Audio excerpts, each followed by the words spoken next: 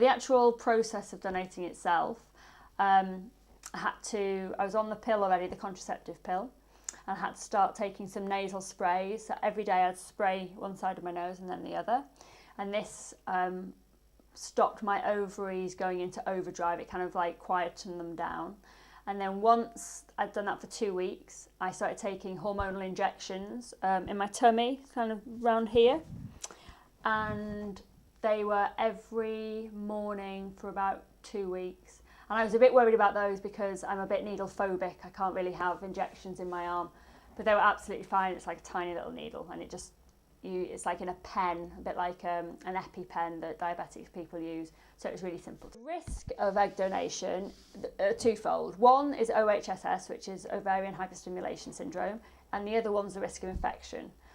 But the blood test that you'd have done before you go through the process would show whether you were likely to be somebody who would respond badly to the drugs. So at no point did I worry about OHSS because I knew that my bloods were good, and also I was being scanned every few days so that they would be able to see if something was wrong. So I had absolutely nothing go wrong with any of my cycles. They were all very straightforward.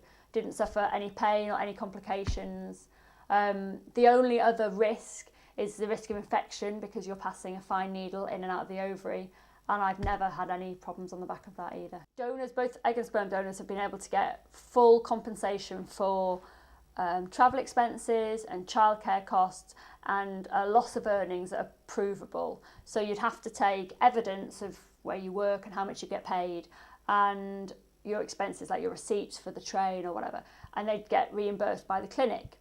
And that's been a bit tricky for the clinics because it's lots of paperwork and lots of receipts and it's not easy.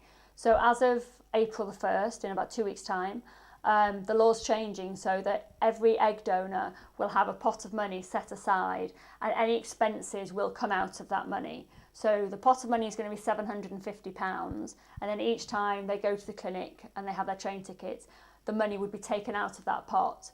But then at the end of the process, whatever's left in that pot is then given. No incentive for my couples other than the fact that I really wanted to help them get pregnant. I mean, Claire Horner, when Alfie was born, asked if I'd be Alfie's godmother, which I thought was an incredible privilege. I was absolutely thrilled. But certainly there was no I wasn't incentivized before they got pregnant with, maybe you could be our child's godmother. So, and there was no discussion on monetary matters. I got a nice big bunch of flowers when they got pregnant, but all donors, even anonymous ones, are given flowers from the clinic.